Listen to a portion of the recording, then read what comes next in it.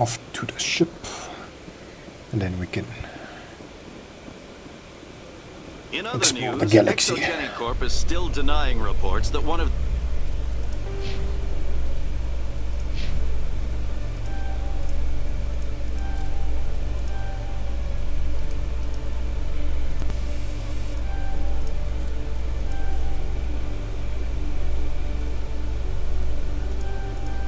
That's that.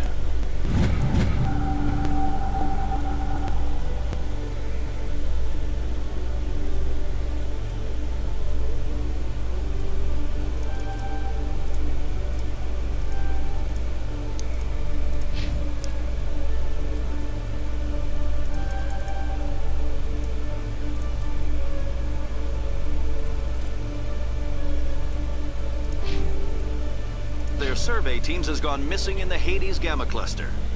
When asked why communication with the survey team was suddenly cut off last week, company officials refused to comment.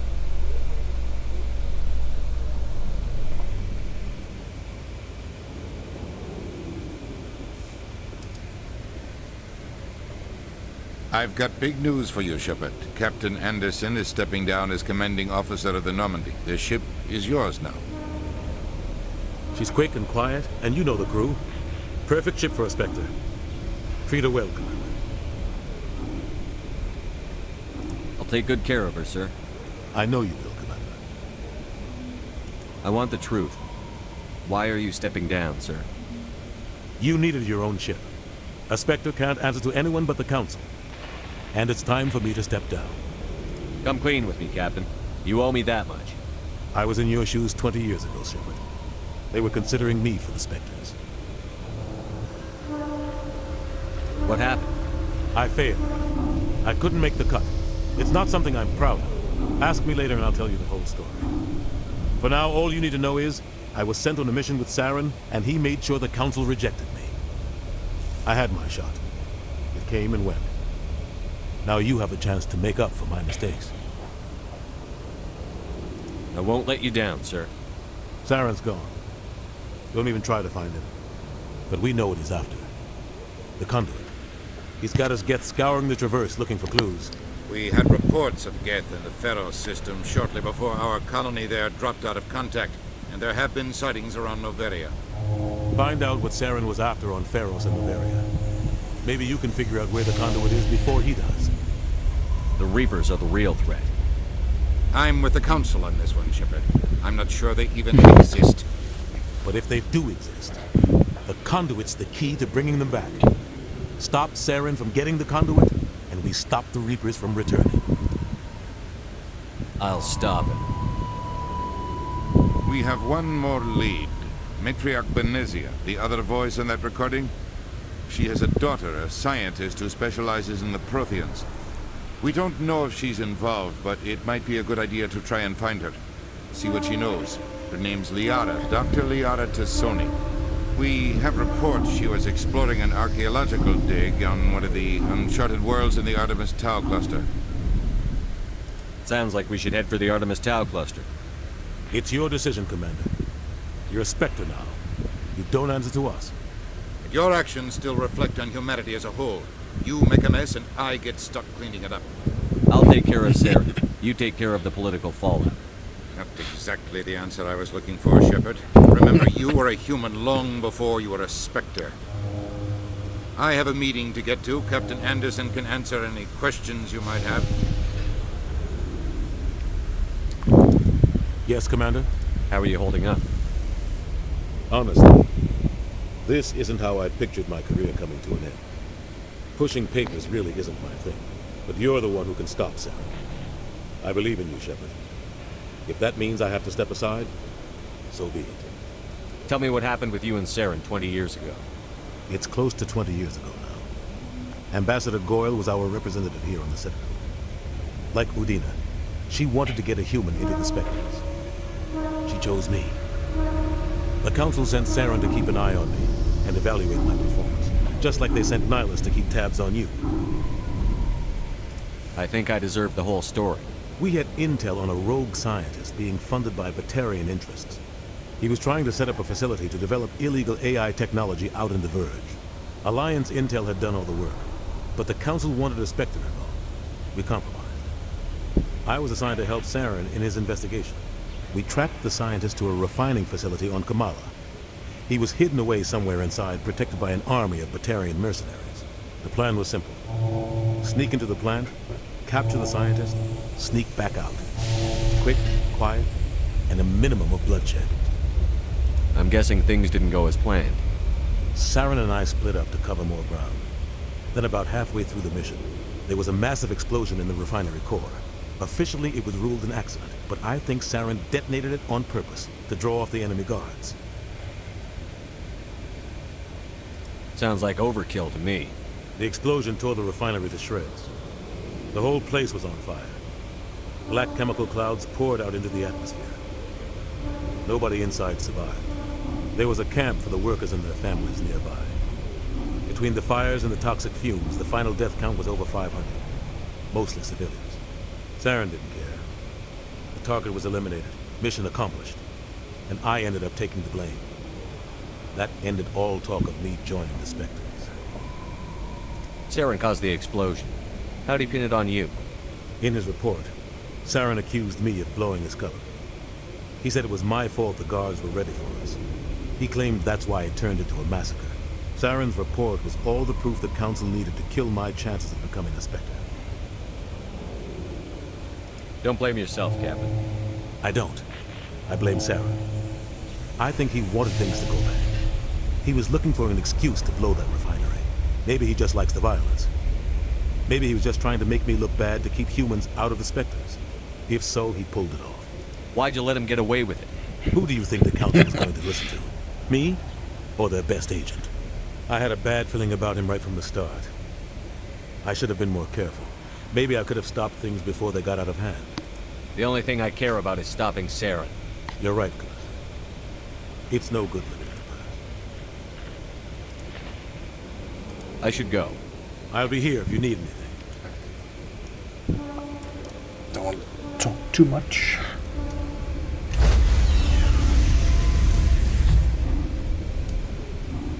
Stand by, shoreboard. Decontamination in progress. Heard what happened to Captain Anderson. Survives 100 battles and then gets taken down by backroom politics. Just watch your back, Commander. Things go bad on this mission, you're next on their chopping block. Captain Anderson should be the one in charge. It's like I'm stealing the ship from him. Yeah, the captain got screwed. But it's not like you could have stopped it. Nobody's blaming you. Everyone on this ship's behind you, Commander. 100%. Intercom's open. If you got anything you want to say to the crew, now's the time. This is Commander Shepard speaking. We have our orders. Find Saren before he finds the conduit. I won't lie to you, crew. This mission isn't going to be easy. This began with an attack on a human settlement in the Traverse.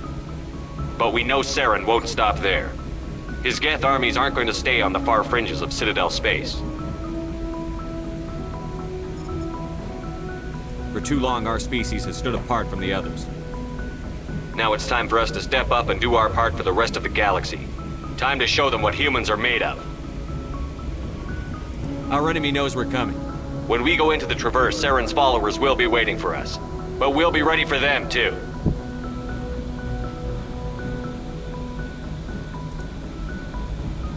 This is the most important mission any of us have ever been on. The fate of an entire galaxy is at stake. We will stop Saren, no matter what the cost. Well said, Commander. The captain will be proud. The captain gave up everything so I could have this chance.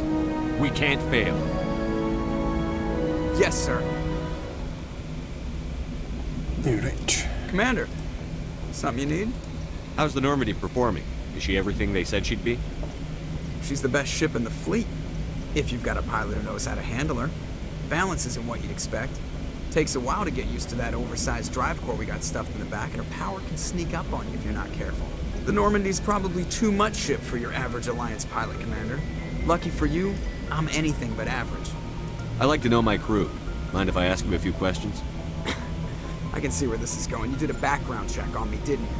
Well, I'll tell you the same thing I told the captain. You want me as your pilot. I'm not good. I'm not even great. I am the best damn helmsman in the Alliance fleet. Top of my class in flight school, I earned that. All those commendations in my file, I earned every single one. Those weren't given to me as charity for my disease. What are you talking about? Are you sick? You mean you didn't know? Oh, crap. Okay, I've got Vrolik syndrome, brittle bone disease. The bones in my legs never develop properly. They're basically hollow, too much force and they'll shatter. Even with crutches and my leg braces, it's hard to get around. One wrong step and crack! It's very dramatic. But I've learned to manage my condition, Commander. Put the Normandy in my hands and I'll make her dance for you. Just don't ask me to get up and dance unless, you like the sound of snapping shin bones. I need to know more about this Vrolik syndrome if I'm putting my ship in your hands. Yeah, of course you do. It's an extremely rare condition. Nobody knows exactly what causes it. Genetic, maybe. It's treatable, but there's no cure. They classify my case as moderate to severe. I was born with over a dozen fractures, hip, thighs, ankles. My bones were already breaking in the womb. 100 years ago, I wouldn't have survived past my first year. Lucky for me, modern medical science has turned me into a productive member of society. You're not gonna break a bone trying to fly the ship, are you? I don't fly with my feet, Commander, so I'm fine as long as I'm in this chair.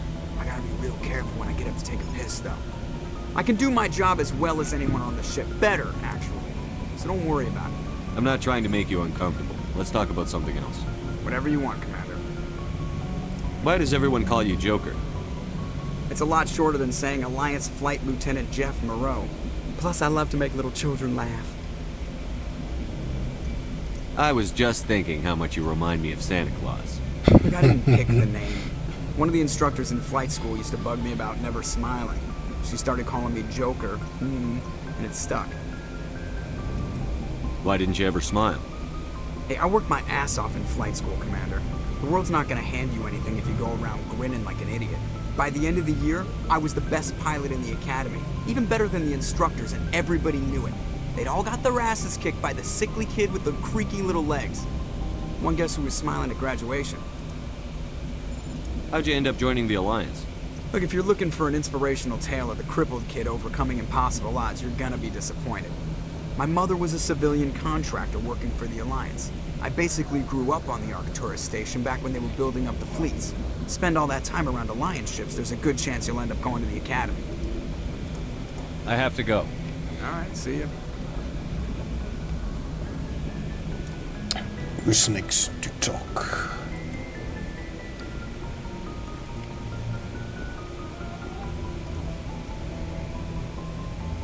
If anyone has to take over for Captain Anderson, I'm glad it's you. I'm not sure about having non-humans on our ship, though. We're all on the same team here, Presley. With all due respect, sir, that's what they said about Nihilus. Look how that turned out. I'm in charge here, Presley. I decide if we have non-humans on this vessel. Yes, sir. Understood, sir. Speak freely, Presley. I want to know if you have a problem with non-humans. It's not that, Commander. Humanity has always handled its own problems. Saren attacked one of our colonies. We should be the ones to stop it. We don't need their help. Some people think asking for help is a sign of weakness. That's just being stupid and stubborn. No matter how strong you are, allies can make you stronger. I guess so. Maybe I'm just stuck in the old ways of thinking. But don't worry, Commander. This won't be a problem. How did you end up assigned to the Normandy? I signed up with the Alliance as a navigator right out of school. Following in my grandfather's footsteps, I guess. My first posting was on the Agincourt. We were one of the first reinforcements to arrive at Elysium after the Blitz hit. And those raiders were no match for an Alliance frigate. Of course, the only reason the colony was still standing was because of you, Commander. I can't believe you held out as long as you did. How'd you end up on the Normandy? I got my officer's commission after Elysium. Must have made an impression on the right people. Captain asked for me when he was picking his crew. Carry on, Presley. Yes, sir.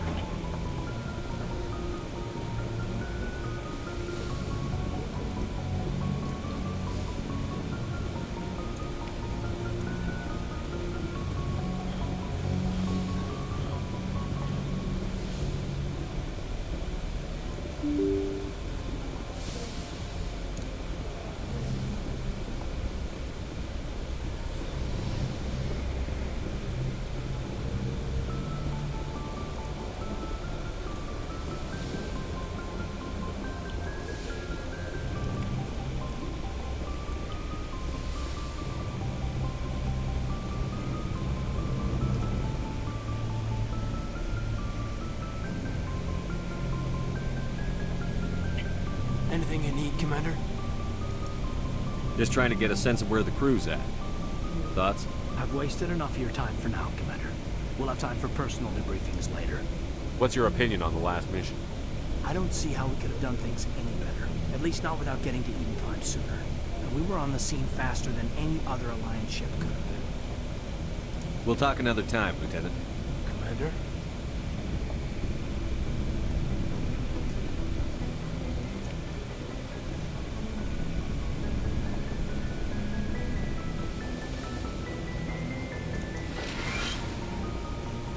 Yes, Commander? Is there something you need? I should go. Goodbye, Commander.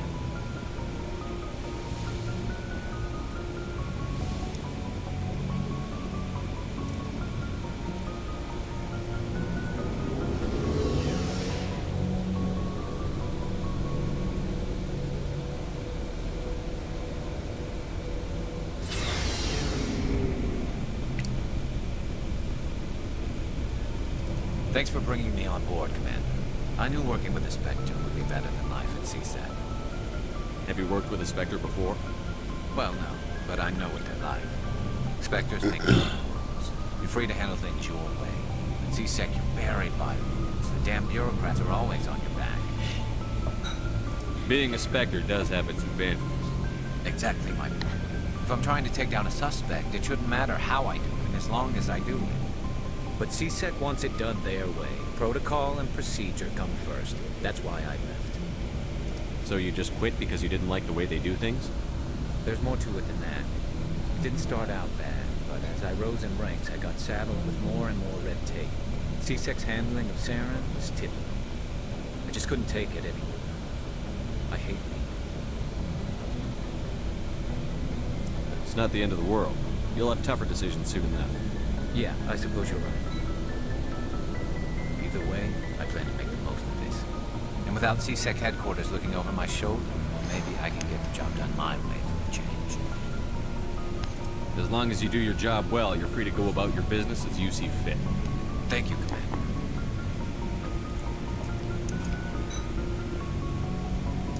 Hey, Commander. Looking for some extra supplies before you head out? What have you got?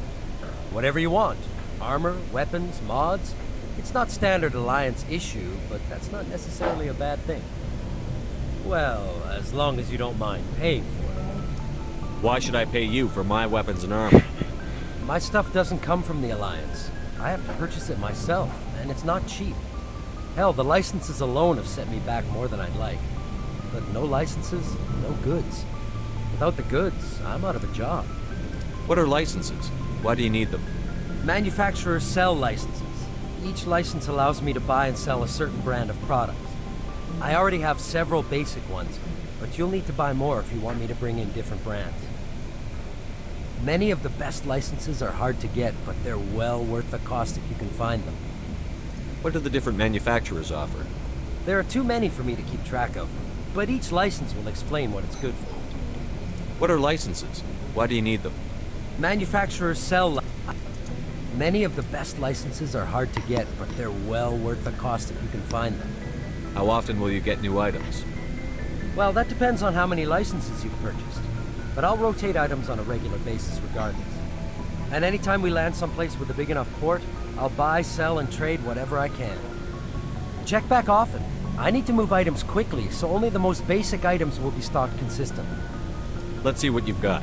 You bet, Commander.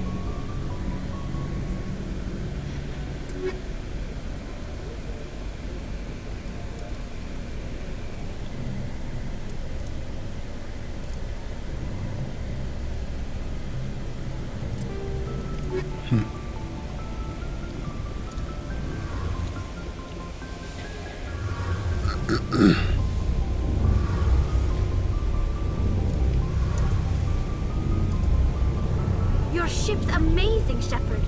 I've never seen a drive core like this before. I can't believe you were able to fit it into a ship this small. I'm starting to understand why you humans have been so successful. I had no idea Alliance vessels were so advanced. The Normandy's a prototype. Cutting-edge technology. A month ago, I was patching a makeshift fuel line into a converted tug ship in the flotilla. Now, I'm sitting on board one of the most advanced vessels in Citadel space. I have to thank you again for bringing me along. Traveling on a vessel like this is a dream come true for me. I had no idea you found ship technology so interesting. It comes with being a Quarian. The migrant fleet is the key to the survival of my people. Ships are our most valuable resource. But we don't have anything like this. We make do with cast-offs and second-hand equipment. We just try to keep them running for as long as we can. Some of the fleet's larger vessels date all the way back to our original flight from the Geth. I can't believe your fleet's still using ships that are 3 centuries old. They're constantly being repaired, modified, and refitted. They aren't pretty, but they work. Mostly. We've tried to make ourselves as independent as possible on the flotilla, grow our own food, mine, and process our own fuel. But some things we just can't make on our own. A patch to maintain the hull integrity requires raw materials we just don't have. That's why our pilgrimages are so important. Tell me about your people. Our lives aren't easy. Resources are scarce, and we are constantly on the move. Everything we do must in some way contribute to the continuation of the migrant fleet. There are 17 million Quarians in the flotilla, and each of us relies on the others for survival. The bonds among my people are strong. Unfortunately, we have had to surrender many of the freedoms and civil liberties other species take for granted. What kind of freedoms? Well, it's illegal for parents to have more than one child. If our population grows too much, it would strain our resources to their breaking point. Of course, we also can't allow our numbers to become too few. If our population is in decline, the rule against single births is temporarily repealed. In extreme cases of population decline, incentives are even offered to encourage multiple births. Though the Conclave hasn't had to take such measures in nearly a century. That's your government. The Conclave is our civilian branch of government. Each ship can elect a representative to serve on the Conclave and make decisions that affect the fleet as a whole. On matters that affect an individual ship, however, the captain has the final say. It's a tradition that dates back to the early days, when the fleet was governed by martial law. Fortunately, most captains nowadays are smart enough to have an elected council from their crew to give them advice and guidance. So the ultimate power rests with elected officials. In practice, the Conclave and the respective council for each ship tend to set the rules that govern our daily lives. But in theory, we are still under military jurisdiction. The 5 top-ranking military officials in the fleet serve on the Admiralty Board. These 5 have the power to overrule any decision by the Conclave in case of emergency. To do so requires unanimous agreement among the Admiralty. And they can only do this once. After that, the entire board must resign their posts. It's a safeguard that served us well. In nearly 3 centuries, the Admiralty Board has only overruled the Conclave 4 times. I want to know more about the pilgrimage. When my people reach maturity, we leave our birth ships and seek acceptance with a new crew. It's necessary to maintain genetic diversity among the fleet. But no ship wants to accept someone who will be a burden on them. So, to prove our worth, we embark on a pilgrimage. We set out alone, leaving the flotilla and our families behind us. We only return once we have found something of value we can bring back to the fleet. This is presented as a gift to the captain of the respective ship we wish to join. If the gift is accepted, we are welcomed into the crew. Can a captain choose to reject the gift? That doesn't happen often. Most captains are eager to increase the size of their crew. It increases their own standing in our society. Even when a gift is not particularly valuable, the captain usually accepts it out of a sense of tradition. However, there is a stigma to presenting a substandard gift.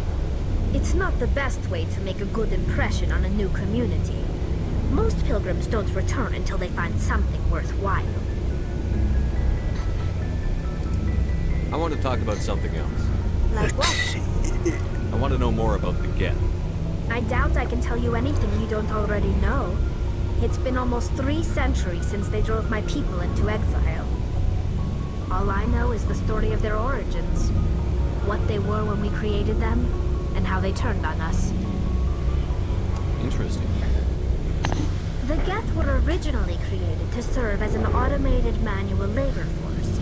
Initially, their intelligence was as limited as any AI.